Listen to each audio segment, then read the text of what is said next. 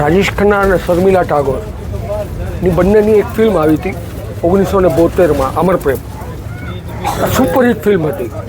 પણ આ જે ફિલ્મ હતી એ બંગાળી ફિલ્મ નિશી પદમ ઉપરથી બની હતી. અને નિશી પદમના મુખ્ય હીરો હતા અભિનેતા ઉત્તમ કુમાર. આ ઉત્તમ કુમાર એટલે બંગાળી સિનેમાનું એક અદ્ભુત નામ. આજે એમણે જે નિશી કદમ ફિલ્મ બનાવી, એ નિશી પદમ ફિલ્મ વિભૂતિભૂષણ બંદોપાધ્યાયના એક શોર્ટ સ્ટોરી ઉપરથી હતી. જે આ વિભૂતિભૂષણ બંદોપાધ્યાય એટલે સત્યજીત રાયની પાથેર પાંચાલી જેમણે લખી અને જેમની શોર્ટ સ્ટોરી પરથી પાથેર પાંચાલી બની એ ફિલ્મ. હવે તમે જુઓ કે સત્યજીત રાયથી રાજેશ ખન્ના સુધીનું આ કનેક્શન કેવું નીકળે છે. આ જે કનેક્શન નીકળે છે, આવા અનેક કનેક્શનની વાતો અરવિંદ શાહ એટીનામાં સિરીઝમાં અને આપણા એપિસોડમાં કરતા હોય છે. તમે એપિસોડ હવે જુઓ નવો. ન્યૂઝવાલા મીડિયા લાઈક કરો, સબસ્ક્રાઈબ કરો, કોલ બેલ દબાવો અને હા, એટીનામાં જોઈને કોમેન્ટ કરવાનું ભૂલતા નહીં.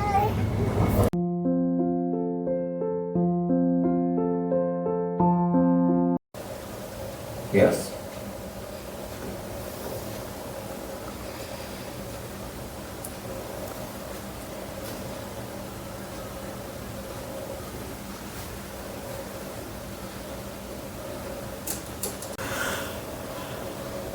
આજના એપિસોડમાં આપણે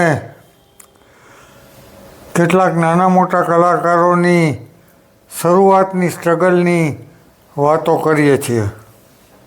એમાં સૌથી પહેલે વાત કરવો છે શક્તિ કપૂરની. શરૂઆતમાં ખૂંખાર ખલનાયક અને ત્યારબાદ કોમેડિયન તરીકે જાણીતા બનેલા શક્તિ કપૂરનું નામ સુનિલ કપૂર હતું ઓરિજિનલી. અને સુનિલ દત્તે એને શક્તિ કપૂર નામ આપ્યું હતું. અને શરૂઆતમાં સુનિલ દત્તે જ વિનોદ ખન્નાને કીધું હતું કે આ છોકરાને રહેવાની ક્યાંક સગવડ કરી આપો. તો વિનોદ ખન્નાનો એક ફ્લેટ હતો.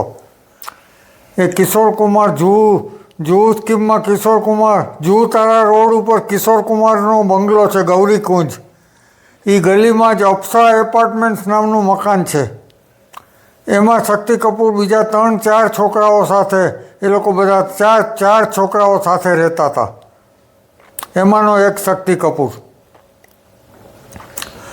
મેં મારા મેગેઝિનમાં એનો કલર ફોટો છાપ્યો હતો. અને એ પછી એને એટલે બધા ફેન લેટર્સ આવ્યા હતા કે એણે નક્કી કર્યું હતું કે એને મને ટ્રીટ કરવું, મને ટ્રીટમેન્ટ આપવી સારી. એટલે એણે મને બોલાવ્યો હતો. ત્યારે શક્તિ કપૂરની હાલત એવી હતી કે નીચે ગાડલું પાથરીને એ સૂતો હતો. એટલે ત્યાં પલંગ બલંગ નહોતો, ગાડલા ઉપર. અને 30 નંબરની બીડી પીતો હતો. અને મને ટ્રીટ કરવા માટે વિસ્કીનું અડધિયું લઈ આવ્યો હતો. એટલે આખી બોટલ લેવાના પૈસા નહોતા એની પાસે. શક્તિ કપૂરનો જે ફોટો મેં છાપ્યો હતો મારા મેગેઝિનમાં, ત્યારે એમાં એણે ચશ્મા પહેર્યા હતા. એટલે એ શક્તિ કપૂર અને આજે તમે જે જુઓ છો એ શક્તિ કપૂરની ઇમેજ બે જુદી જુદી ઇમેજ હતી એમ. અને ત્યારે એને કોઈ એવો એને પેલો વિલન થવાનો કે એવો કોઈ એવો ઈરાદો નહોતો. એને પેલું એક્ટિંગ જ કરવી હતી. એટલે કોઈ બી રોલ મળે કે કંઈ બી રોલ મળે. પણ પછી તો એ પંજાબી હાઇટ બોડીવાળો છોકરો હતો. એટલે આમ વિલન તરીકે બહુ જમાવટ થઈ જાય એવો લાગતો હતો. એટલે બધાએ પછી તો એને ફિરોઝ ખાને લીધો ને બીજા બધા ઘણા લોકોએ, ઘણા પ્રોડ્યુસરોએ પછી એને ચાન્સ આપ્યો. સંજય દત્તની રોકીમાં હા, એમાંય હતો. યસ. હા, કારણ કે સુનિલ દત્ત સાથે એને બહુ સારા સંબંધ હતા. અને સુનિલ દત્તે જ એને આ નામ આપ્યું હતું શક્તિ. ગોવિંદા આજે તો એક્ટર તરીકે એમ કે બહુ મોટું નામ ગણાય છે. અને પોલિટિશિયન પણ થઈ ગયો હતો. એક્ટિંગને લીધે જ ધીમે ધીમે એને પોલિટિક્સમાં રસ લીધો ને એવું બધું થઈ ગયું હતું. પણ રાજકોટ એકવાર જ્યારે ગોવિંદા આવ્યો અને મેં એનો ઇન્ટરવ્યૂ કર્યો, ત્યારે એ વિરાળકા છોકરા તરીકે જાણીતો હતો. અને ખાલી એનો ડાન્સનો જ પ્રોગ્રામ હતો બાલભુવનમાં. રાજકોટના બાલભુવનમાં એનો ડાન્સનો જ પ્રોગ્રામ હતો. અને આ ગોવિંદા છે એના ફાધર અરુણ કુમાર આહુજા એ પણ બહુ સારા એક્ટર હતા એક જમાનામાં. અને વિજય ભટ્ટના ઘણા પ્રકાશ પિક્ચર્સના ઘણી ફિલ્મોમાં એમણે કામ કર્યું હતું. અને મધર ઇન્ડિયામાં રાજેન્દ્ર કુમારે જે રોલ કર્યો હતો એ ઓરિજિનલ મહેબૂબ ખાનના ઓરત પિક્ચરમાં પણ અરુણ આહુજાએ એ રોલ કર્યો હતો. અને ગોવિંદાના મધર એટલે નિર્મલા દેવી. એ નિર્મલા દેવી અને લક્ષ્મીશંકરની જુગલ જોડીએ બહુ જ સારી ઠુમરીઓ અને દાદરાઓ ગાયા છે.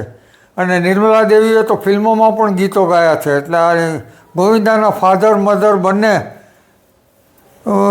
એમ કે પોતપોતાની રીતે એક સારી પર્સનાલિટી હતા ને એ લોકો ફિલ્મ સાથે, મ્યુઝિક સાથે, એક્ટિંગ સાથે ને બધા સાથે સંકળાયેલા હતા. રાજકોટમાં હું એને ઇન્ટરવ્યૂ માટે ત્યાં ગયો ત્યારે એણે મને કીધું કે ભાઈ અત્યારે નહીં, પણ હું આ પ્રોગ્રામ પૂરો કરીને સર્કિટ હાઉસમાં જાઉં પછી ત્યાં તમે મને મળજો. એટલે પછી હું રાતના 12 વાગ્યા પછી ત્યાં સર્કિટ હાઉસે એને મળવા ગયો હતો. ત્યારે એની સાથે એના ડૉક્ટર હતા ડૉક્ટર કનુભાઈ શાહ. આ કનુભાઈ શાહ છે એ જુહુ પાર્લા સ્કીમમાં બહુ જાણીતા ડૉક્ટર છે અને રાજકોટના આપણા એડવોકેટ મનુભાઈ શાહના સગા ભાઈ છે.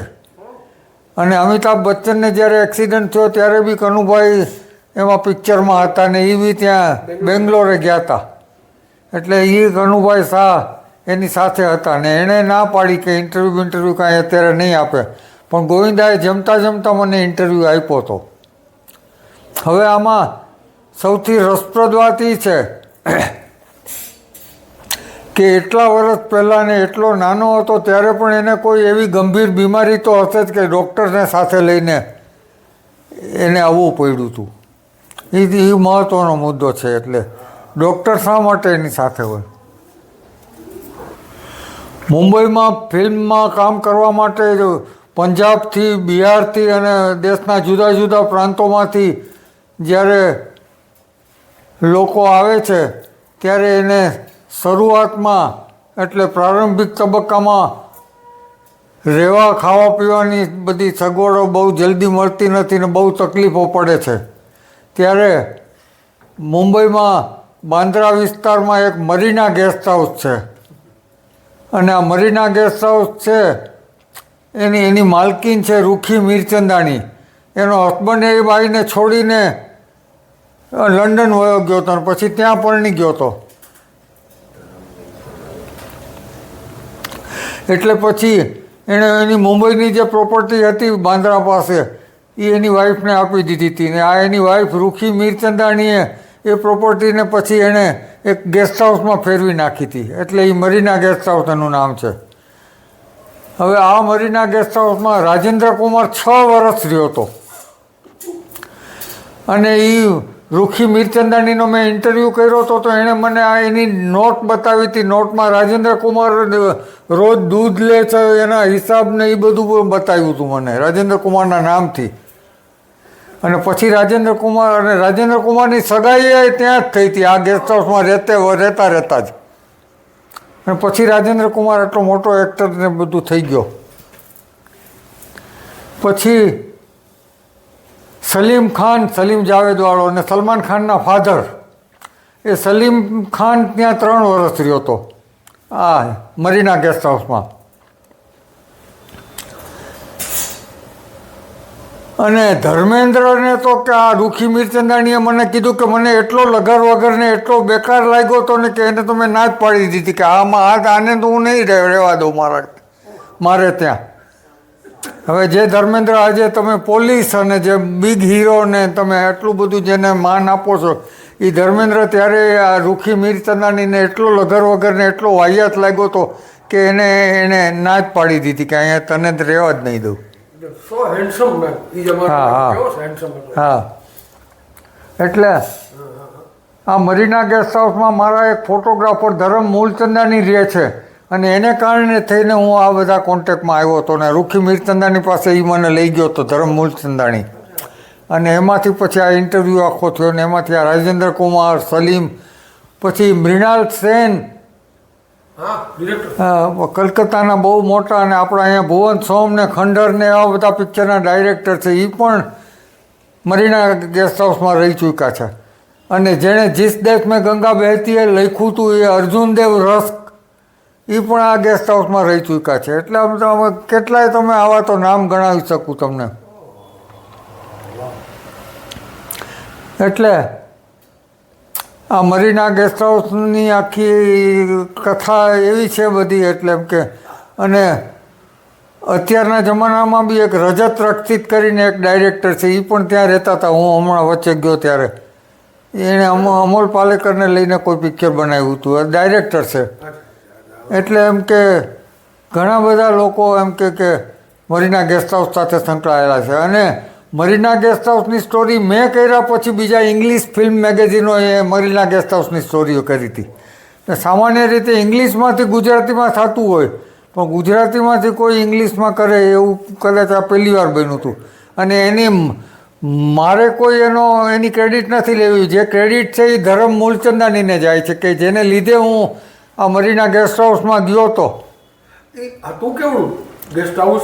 ગેસ્ટ હાઉસ સાધારણ 3-4 માળનું મકાન હતું અને બધા રૂમ જુદા જુદા રૂમ, એક માળમાં 5-5, 6-6 રૂમ હોય એવી રીતે. બધાને એક રૂમ ફાળવી દેવાનો. હા, બધાને એક રૂમ આપી દેવાનો એવી રીતનું. એ વખતે ભાડું કેટલું હતું આઈડિયા છે? એવું કંઈ આઈડિયા નથી પણ બહુ સસ્તું હશે. કારણ કે તો જ અમારા ફોટોગ્રાફરે ત્યાં રહે છે. અને આ બધા જ્યારે નવા હતા ત્યારે આ બધા ત્યાં મરીના ગેસ્ટ હાઉસમાં રહ્યા હતા. 80નામાંની શરૂઆતમાં મેં અમિતાભ બચ્ચન રાજકોટ આવ્યા ત્યારે મને એમણે સર્કિટ હાઉસના 1 નંબરના રૂમમાં ચાંદીની ખુરશીઓ ઓફર કરી હતી એવી સ્ટોરી મેં કીધી હતી. તો મારો અમિતાભ બચ્ચન સાથે આ પહેલો અનુભવ નથી. એ પહેલાં એકવાર મુંબઈમાં રૂપતારા સ્ટુડિયોમાં ફિલ્મ સુહાગના એક ફ્લોર ઉપર શૂટિંગ હતું ફિલ્મ સુહાગના ડાન્સનું. 17 બરસ કી મેં હોને કો આઈ એ રેખાનો ડાન્સ હતો અને મનમોહન દેસાઈ ડાયરેક્ટર હતા. અને હું મનમોહન દેસાઈનો ઇન્ટરવ્યૂ કરવા ગયો હતો. અને ગરમી કે મારું કામ, ભયંકર ગરમી હતી મુંબઈની. અને રૂપતારા બહુ નાનો સ્ટુડિયો છે એટલે ત્યાં એક જ એર કન્ડિશન મેકઅપ રૂમ હતો. અને એ અમિતાભ બચ્ચનનો હતો અને એ જરા બપોરના મોડેથી આવતો હતો. એટલે મનમોહન દેસાઈ મને કહે કે અહીંયા આપણે આ ગરમીમાં શેકાવવું એના કરતાં અમિતના એસી મેકઅપ રૂમમાં જઈને વાતો કરીએ. એટલે અમે ત્યાં એના મેકઅપ રૂમમાં જઈને બેઠા અને એ વહેલો આવી ગયો તે દિવસે. એટલે એણે પોતાના જ મેકઅપ રૂમનું બારણું નોક કર્યું અને પછી બારણું અડધું ખોલી અને મને જોયો. એટલે મને કહે કે મે આઈ કમ ઇન સર? એટલે મેં કીધું તમારો મેકઅપ રૂમ છે, it is your makeup room, you can come. એટલે એને મારી પરમિશન લેવાની જરૂર નહોતી. ને બીજું એને ડાયરેક્ટર મનમોહન દેસાઈ મારી સાથે હતો. એટલે મનમોહન દેસાઈને જોઈને એને વાત મનમોહન દેસાઈ સાથે કરવી, મારા જેવા અજાણ્યા માણસ સાથે શું કામ વાત કરવી હતી. પણ ત્યારે પણ એનો સ્વભાવ આ જ હતો. અને ત્યારે પણ પત્રકારો માટે એને આટલો બધો તિરસ્કાર હતો. અને પત્રકારો માટે આટલો તિરસ્કાર હોવાનું એક બીજું કારણ એ છે કે એના સસરા પણ પત્રકાર હતા. જયા બહાદુરીના ફાધર તરુણકુમાર બહાદુરી મધ્યપ્રદેશના બહુ જાણીતા પત્રકાર હતા. એ કદાચ પત્રકારો માટે એટલે પણ કદાચ કાંઈ આવી જાતનો અભાવ હોઈ શકે. આ એપિસોડમાં મેં થોડા નાના પ્રસંગો કીધા છે તમને, પણ આ બધા પ્રસંગો તમને કેવા લાગ્યા છે અને એના વિશે થોડોક તમારો અભિપ્રાય કે તમારો મત ન્યૂઝવાલા મીડિયાને ચોક્કસ પહોંચાડજો ને ઉપકૃત કરશો જી.